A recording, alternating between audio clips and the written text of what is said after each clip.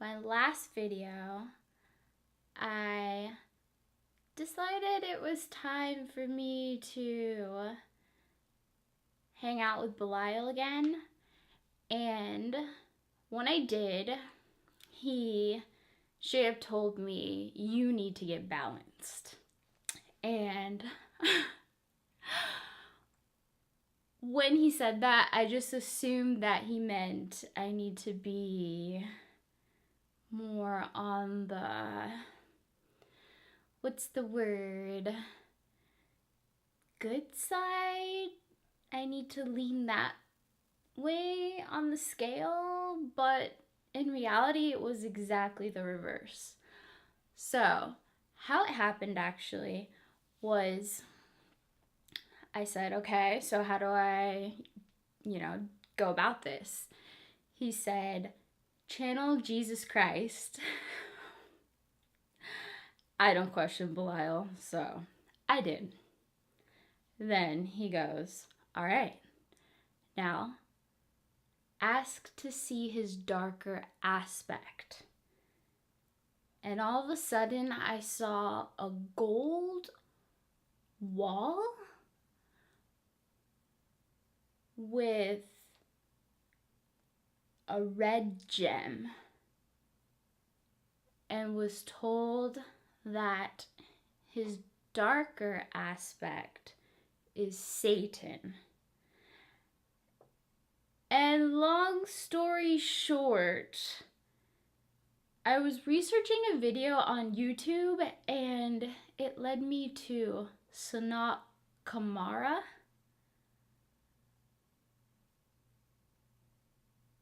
which led me to Malik Taus. And I worked with him a little bit, and ultimately some say that Tausi Malek Enzazel,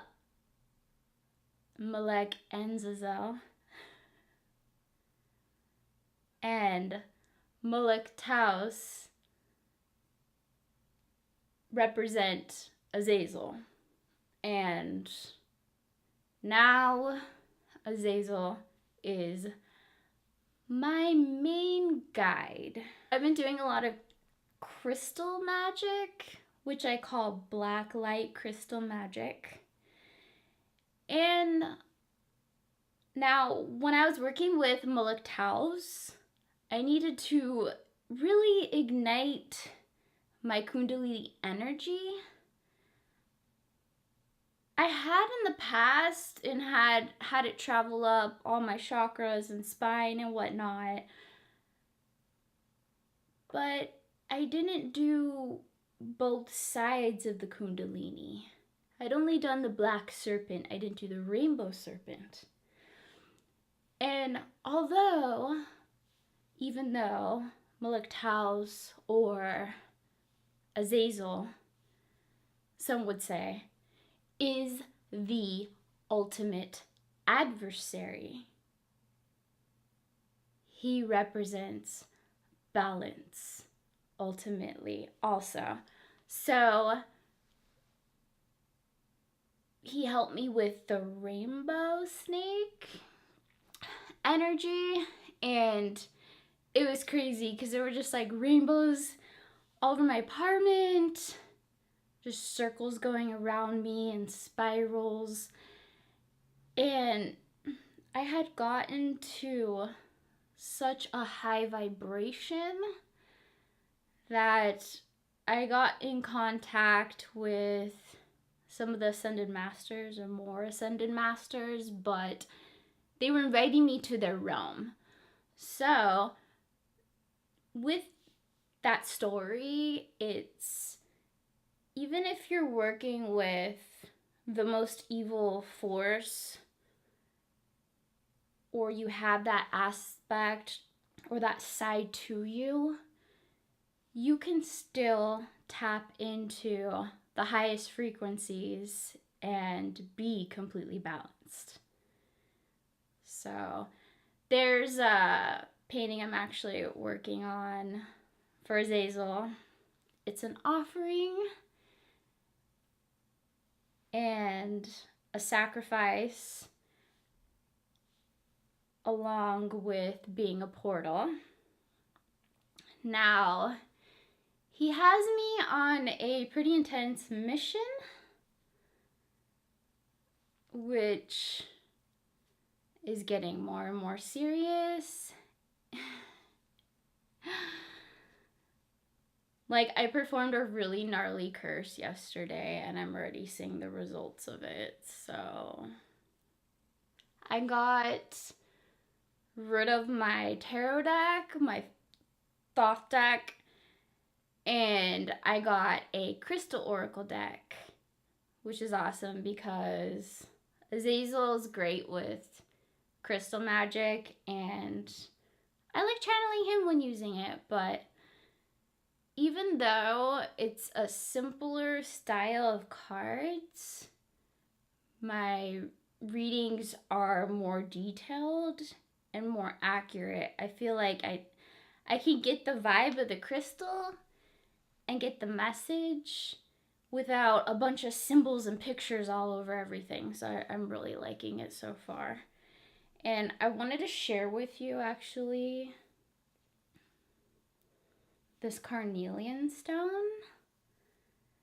And to me,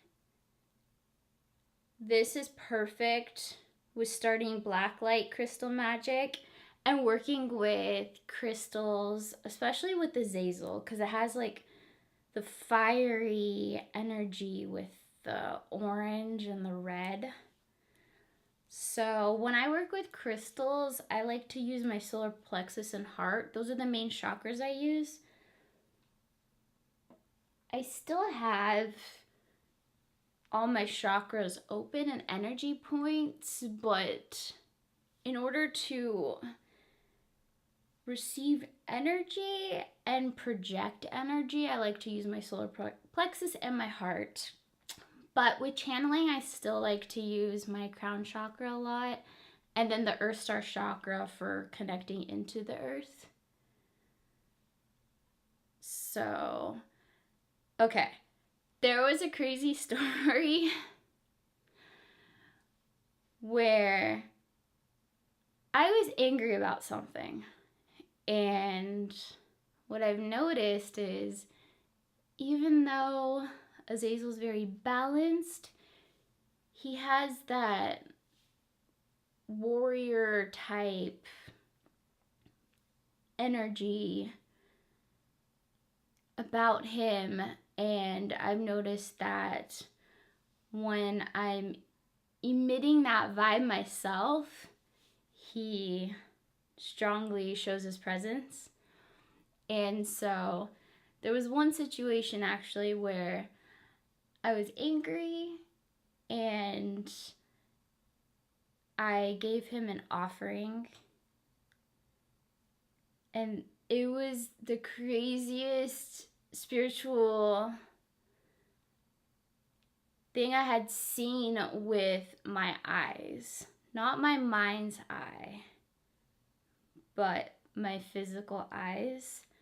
And so what appeared before me was an orb, like a TV screen orb. And it was a goat. It was more goat-like than anything, but it had a big head and horns. And I just saw the head kind of floating, but it had the rest of its body, but it was just what I was seeing was just like the upper half, but seemed human-like. And it was just really gnarly because just the way, the connection and what I saw, I'd never seen something appear like that. Because I've seen entities with my physical eyes, but they would either just fully appear and just kind of be there, like their entire body, not an orb of like a TV screen type situation. And he had blessed me with energy, which I feel is great with also relating to the carnelian stone, is that I had that extra boost of energy and magical energy, and it was fiery. So if I kind of put my mind to something, it would just be more intense, and I felt it in my mind, body, and spirit. Just had that extra oomph. And so he said in order to keep that going, I just needed to continually give offerings. So that's why I'm working on the painting. And I like to use the carnelian stone also for that similar type of vibe. So it's great if you feel like drained or you've been psychically vampirized, or you just want passion and hellish type of vibes and energy. It's great to work with and connect with. The crystal will know what you need if you listen to it.